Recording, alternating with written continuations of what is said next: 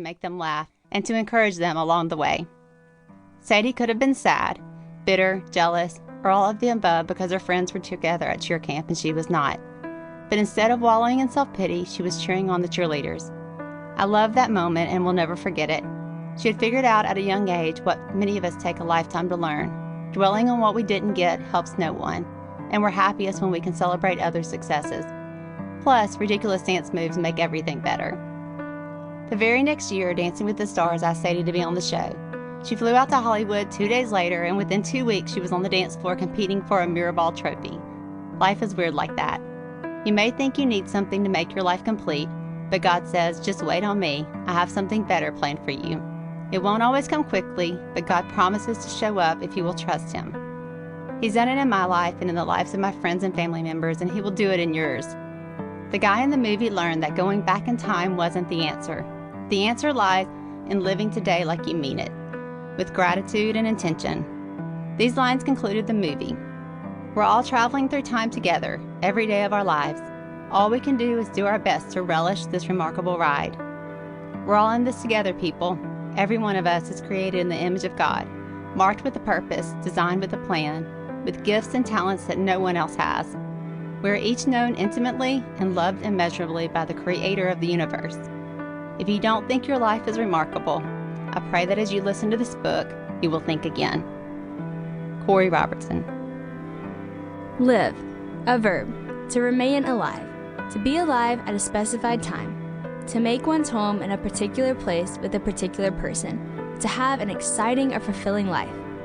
If you're listening to this book, it's safe to say that you're alive. You've got a heartbeat and you're breathing, but if you're like most of us, maybe you felt at some point like you weren't really living. Or maybe it goes deeper than that. Maybe you've had times when you didn't even care to live, when simply breathing felt difficult. When I was younger, I used to carry an inhaler for my brother who had asthma. I never had asthma or trouble breathing, but he did, and if his lungs were ever going to give him trouble, I wanted to know I could help. This book is like an inhaler I want to give to you. I hope it's a breath of life. For some of you, it will be an exhilarating breath, one of confidence and celebration. For others, I pray it will be the rescue inhaler, or the old breathe in and breathe out guidance that keeps you going so that you can get that confidence and celebration. But no matter who you are, if you're alive, this book is for you. This is my third book with the word live in the title. The first was Live Original, the second was Live Fearless, and I wanted to call this one simply Live. If you were going to read or listen to all three of my books, this might be the one I would tell you to start with. How are we even going to get the message of living originally or fearlessly if we do not truly know our life is valuable enough to live? To be vulnerable with you all, I need to share the serious backstory of this book. During the writing process, I went on a trip to Oklahoma to speak at one of my favorite churches. I had been excited about it for months. Right before I got to the event, I got the news that my friend had committed suicide. I was drying my hair, and when I received the text, I dropped my hairdryer in shock and began to weep. I wept for his wife, for his kids, for his friends, and for him. How could this happen? Why did this happen? The reality is that suicide is the second leading cause of death for people aged 15 to 24.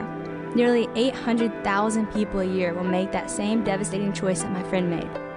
This happens about every 40 seconds. I know this book will find its way to many people who had plans, who had written letters, who had struggled through depression, and because of the anxiety and loneliness, have not talked to anyone about this. Please don't wait until it's too late. Go talk to someone right now, a friend, a counselor, a minister at church, or call the National Suicide Prevention Lifeline at 1-800-273-8255. I want to give you this book, this breath of life. I am no expert, but I am a good friend, and maybe that's what some of you need right now. You are not alone. I want to talk about life and death in this book, which I know is an intimidating topic. Life is hard at times, so it's hard to talk about, and death makes us feel sad or afraid, so we don't bring it up. So let's just start with the simplest definition of the verb live. The first definition is to remain alive. Let me ask you, have you ever thought about how miraculous it is that you are here on earth, that you are you? Think of the millions of things that had to happen exactly the way they happened for you to be alive, not to mention for you to be listening to this right now. The odds are astounding. A scientist named